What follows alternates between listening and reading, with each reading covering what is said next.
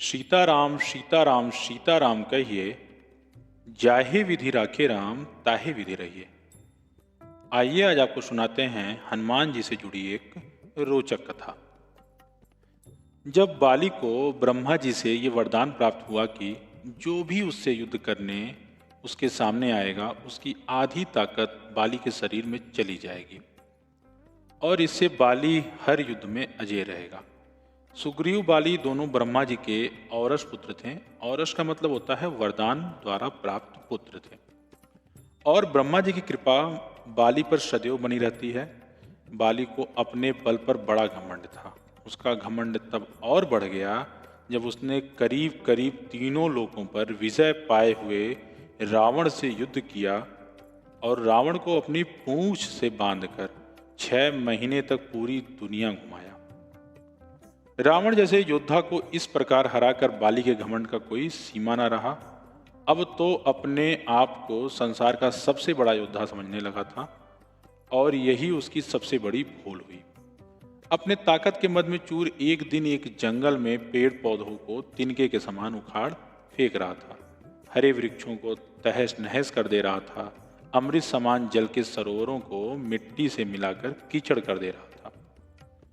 एक तरह से अपने ताकत के नशे में बाली पूरे जंगल को उजाड़कर रख देना चाहता था और बार बार अपने से युद्ध करने की चेतावनी दे रहा था। है कोई जो बाली से युद्ध करने की हिम्मत रखता हो?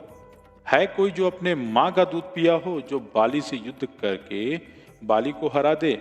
इस तरह की गर्जना करते हुए बाली उस जंगल को तहस नहस कर रहा था।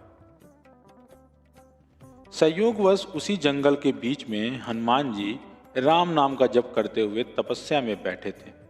बाली की इस हरकत से हनुमान जी को राम नाम का जप करने में विघ्न लगा और हनुमान जी बाली के सामने जाकर बोले, हे वीरों के वीर, हे ब्रह्म अंश, हे राजकुमार बाली। तब बाली जो था किष्किंधा के युवराज थे। क्यों इस शांत जंगल को अपने बल की बलि दे रहे हो? हरे भरे पेड़ों को उखाड़ फेंक रहे हो, फलों से लदे वृक्षों को मसल दे रहे हो, अमृत समान सरोवर को दूषित मलिन मिट्टी से मिलाकर उन्हें नष्ट कर रहे हो। इससे तुम्हें क्या मिलेगा? तुम्हारे औरस पिता ब्रह्मा के वरदान स्वरूप कोई तुम्हें युद्ध में नहीं हरा सकता, क्योंकि जो कोई तुमसे युद्ध करने आएगा उसकी आधी शक्ति तुम में समाहित हो जाएगी। इसलिए हे कपि राजकुमार, अपने बल के घमंड को शांत कर और राम नाम का जप करिए। इससे तेरे मन में अपने बल का भान नहीं होगा और राम नाम का जाप करने से ये लोक और परलोक दोनों ही सुधर जाएंगे। ऐसा जो है हनुमान जी ने उसे समझाया। इतना सुनते ही बाली अपने बल के मदचूर हनुमान जी से बोला, ए तुच्छ वानर, तू हमें शिक्षा दे रहा है? राजकुमार बाली को, जिसने विश्व के सभी योद्धाओं को धूल चटाई है और जिसके एक हुंकार से बड़ा पर्वत भी खंड खंड हो जाता है। जा तुच्छ वानर, जा और तू ही भक्ति कर अपने राम वाम के, और जिस राम की तू बात कर रहा है वो है कौन और केवल तू ही जानता है राम के बारे में। मैंने आज तक किसी के मुंह से ये नाम नहीं सुना और तू मुझे राम नाम जपने की शिक्षा दे रहा है। हनुमान जी ने कहा, प्रभु श्री राम तीनों लोकों के स्वामी हैं, उनकी महिमा अपरंपार है। ये वो सागर है जिसकी एक बूंद भी जिसे मिले वो भव सागर को पार कर जाए। बाली इतना ही महान है, राम तो बुला जरा, मैं भी तो देखूं कितना बल है उसकी भुजाओं में। बाली को भगवान राम के विरुद्ध ऐसे कटु वचन हनुमान जी को क्रोध दिलाने के लिए पर्याप्त थे। हनुमान जी बोले, ए बल के मद में चूर बाली, तू क्या प्रभु राम को युद्ध में हराएगा? पहले उनके इस तुच्छ सेवक को युद्ध में हरा कर दिखा। बाली बोला, तब ठीक है, कल के कल नगर के बीचों बीच तेरा और मेरा युद्ध होगा। हनुमान जी ने बाली की बात मान ली। बाली ने नगर में जाकर घोषणा करवा दिया कि कल नगर के बीच हनुमान और बाली का युद्ध होगा। अगले दिन तय समय पर जब हनुमान जी बाली से युद्ध करने अपने घर से निकलने वाले थे, तभी उनके सामने ब्रह्मा जी प्रकट हुए। हनुमान जी ने ब्रह्मा जी को प्रणाम किया और बोले, हे जगत पिता, आज मुझे जैसे एक बानर के घर आपका पधारने का कारण अवश्य कुछ विशेष होगा। ब्रह्मा जी बोले, हे अंजनी सुत, हे शिवांश, हे पवन पुत्र, हे राम भक्त हनुमान, मेरे पुत्र बाली को उसकी उद्दंडता के लिए क्षमा कर दो और युद्ध के लिए ना जाइए।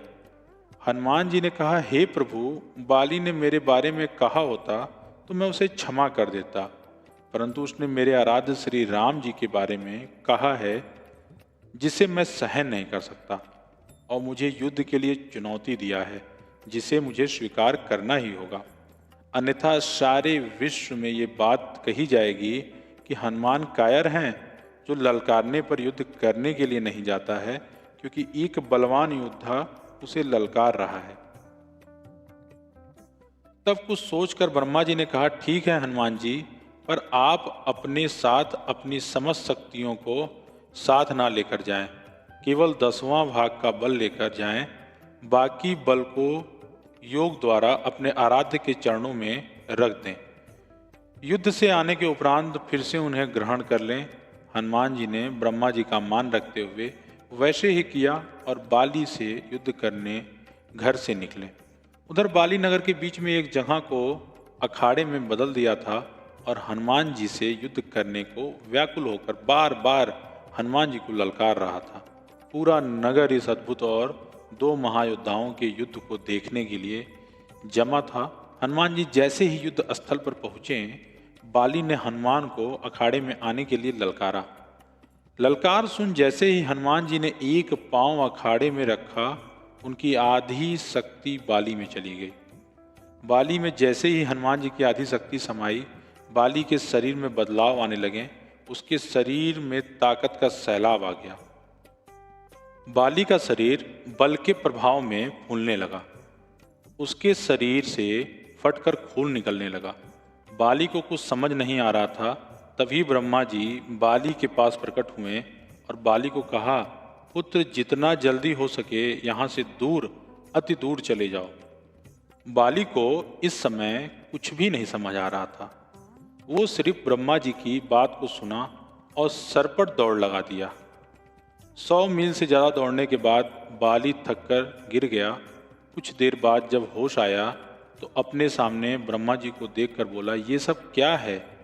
हनुमान से युद्ध करने से पहले मेरा शरीर का फटने की हद तक फूलना, फिर आपका वहाँ अचानक आना और ये कहना कि वहाँ से जितना दूर हो सके चले जाओ, मुझे कुछ समझ नहीं आया।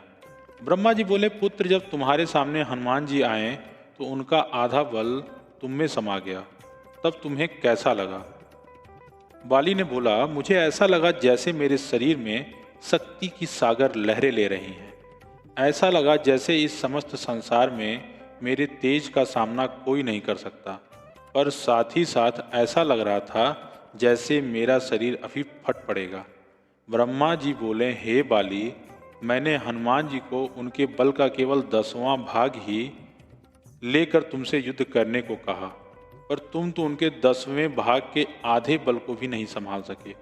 सोचो, यदि हनुमान जी अपने समस्त बल के साथ तुमसे युद्ध करने आते तो उनके आधे बल से तुम उसी समय फट जाते जब वो तुमसे युद्ध करने को घर से निकलते। इतना सुनकर बाली पसीना पसीना हो गया और कुछ देर सोचकर बोला, प्रभु, यदि हनुमान जी के पास इतनी शक्तियां हैं तो वो इसका उपयोग कहाँ करेंगे? ब्रह्मा जी बोले, हनुमान जी कभी भी अपने पूरे बल का प्रयोग नहीं कर पाएंगे, क्योंकि ये पूरी सृष्टि भी उनके बल के 10वें भाग को नहीं सह सकती। ये सुनकर बाली ने वहीं हनुमान जी को दंडवत प्रणाम किया और बोला, जो हनुमान जी जिनके पास अथाह बल होते हुए भी शांत और राम भजन गाते रहते हैं, और एक मैं हूँ जो उनके एक बाल के बराबर भी नहीं हूँ और उनको ललकार रहा था, मुझे क्षमा करें। और आत्मग्लानि से भरकर बाली ने राम भगवान का तप किया और अपने मोक्ष का मार्ग उन्हीं से प्राप्त किया। पवन पुत्र हनुमान जी की जय। जय श्री राम, जय श्री राम। कैसी लगी ये कथा आप सभी लोगों को हमें अवश्य बताइएगा। हनुमान जी का वैभव ही ऐसा है।